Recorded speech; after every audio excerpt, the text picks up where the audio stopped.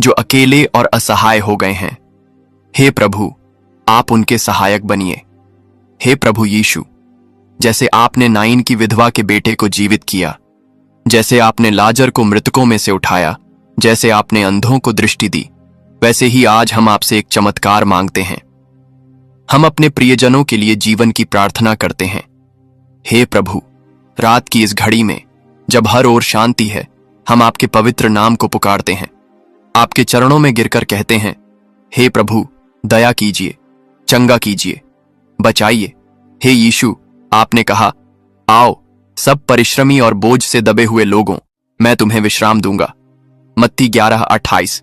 हम आपके पास विश्राम के लिए आए हैं। हम आपके पास चंगाई के लिए आए हैं। हम आपके पास उद्धार के लिए आए हैं। हे प्रभु, इस प्रार्थना को सुनिए, इस विश्वास को देखिए, इन आंसुओं को पोंछिए, इन दिलों को फिर से नया कर दीजिए। हे पवित्र आत्मा, इस घर को अपनी उपस्थिति से भर दीजिए। हर कोना, हर दीवार, हर बिस्तर आपके स्पर्श से चंगाई पाए। यीशु मसीह के नाम में हम यह घोषणा करते हैं, हम चंगे हैं, हम मुक्त हैं, हम स्वस्थ हैं, हम जीवन से भरपूर हैं। धन्यवाद हो यीशु, आपका प्रेम अमर है। इस रात हम आपकी उपस्थिति में अपने हर दर्द को लेकर आते हैं। हम उस विश्वास के साथ आते हैं जो पर्वतों को भी हटा सकता है। हे प्रभु यीशु, आपने कहा, यदि तुम विश्वास करोगे तो परमेश्वर की महिमा को देखोगे। यूहन्ना 11:40। हम उस महिमा को देखना चाहते हैं। हम अपने शरीर में आपकी चंगाई को अनुभव करना चाहते हैं।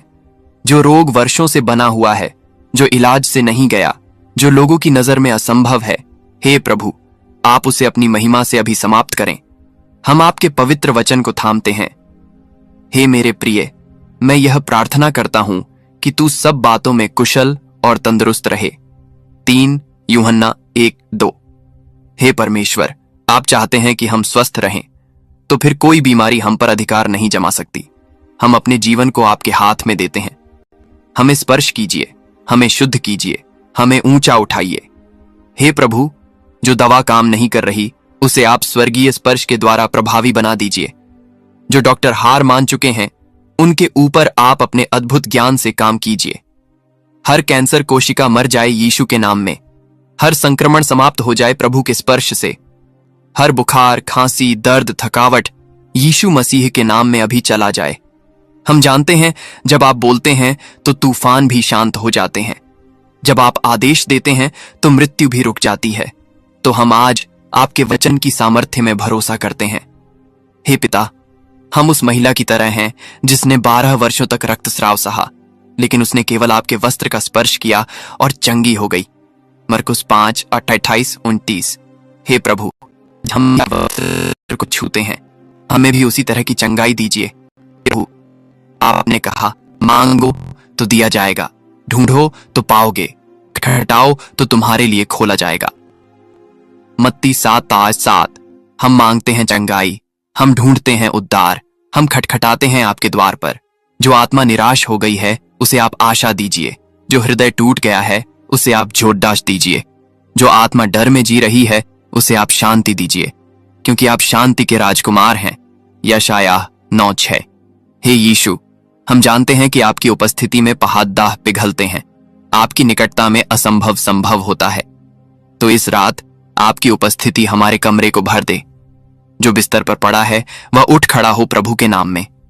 जो चल नहीं पा रहा वह चलने लगे यीशु की सामर्थ्य से। जो बोल नहीं पा रहा वह बोल उठे जय यीशु की। जो सुन नहीं पा रहा उसके कान खुल जाए। हे परमेश्वर, हम हर बीमारी की जड़ पर यीशु के लहू का छिड़काव करते हैं। उस लहू में चंगाई है, उस लहू में शुद्धि है, उस लहू में विजय है।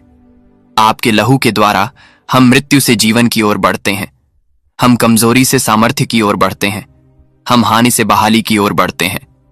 हे प्रभु, आपके नाम की सामर्थ्य से हम यह घोषणा करते हैं, यह शरीर अब बीमारी का घर नहीं रहेगा।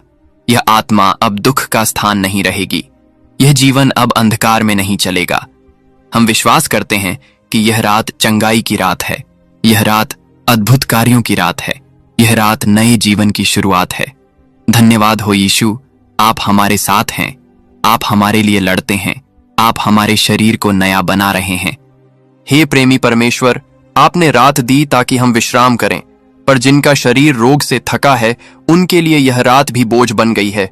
इस घड़ी हे प्रभु, हम आपके पास उसी बोझ को लेकर आए हैं। आपने कहा, मेरे पास आओ, मैं तुम्हें विश्राम दूंगा। मत्ती 11:28। हम विश्राम के लिए, शांति के लिए, चंगाई के लिए आपके चरणों में आए हैं। हे प्रभु यीशु, हम उन सभी आत्माओं के लिए प्रार्थना करते हैं जो अस्पतालों में अकेले पड़े हैं, जिन्हें कोई देखने नहीं आता, जिनकी हालत दिन पर दिन बिगड़ रही है। हे उद्धारकर्ता, आप उनके पास जाइए, उन्हें अपनी बाहों में उठाइए, उन्हें बताइए कि वे अकेले नहीं हैं। जिनके शरीर में दर्द है, जो रात को नींद नहीं ले पा रहे, जो करवटें बदलते रहते हैं, हे प्रभु, उन्हें गहरी शांति और मीठी नींद दीजिए। क्योंकि लिखा है, मैं शांति से लेटूंगा और सो जाऊंगा, क्योंकि केवल तू ही, हे यहोवा, मुझे सुरक्षित करता है। भजन संहिता 4:8। हे परमेश्वर, आज आप अपने वचन को पूरा कीजिए। हर फेफड़े की बीमारी को आप साफ कीजिए, हर मानसिक अशांति को आप दूर कीजिए, हर तंत्रिका, हड्डी, रक्त कोशिका, नस, आप अपने स्पर्श से उन्हें नई शक्ति दीजिए। हे पवित्र आत्मा, जो बीमारियां छिपी हुई हैं, जो रिपोर्ट में भी नहीं दिख रही, उन सब को आप अभी बाहर लाकर नष्ट कर दीजिए, क्योंकि आप हृदय की भी जांच करते हैं, आप आत्मा की गहराई को भी समझते हैं। आपको किसी टेस्ट की जरूरत नहीं। हे प्रभु, जो लोग लंबे समय से दवाइयों पर निर्भर हैं, उन्हें धीरे धीरे पूर्ण स्वतंत्रता दीजिए। उनके शरीर को इतना चंगा कीजिए कि वे फिर से सामान्य जीवन जी सकें। जो युवा अपनी बीमारी के कारण सपनों को खो चुके हैं, उन्हें आप नया साहस दीजिए। उन्हें विश्वास दिलाइए कि आपका भविष्य उज्जवल है। जो माता पिता अपने बच्चों के इलाज के लिए रात रात भर जागते हैं, आर्थिक तंगी सहते हैं, आप उन्हें चमत्कारिक सहायता दीजिए।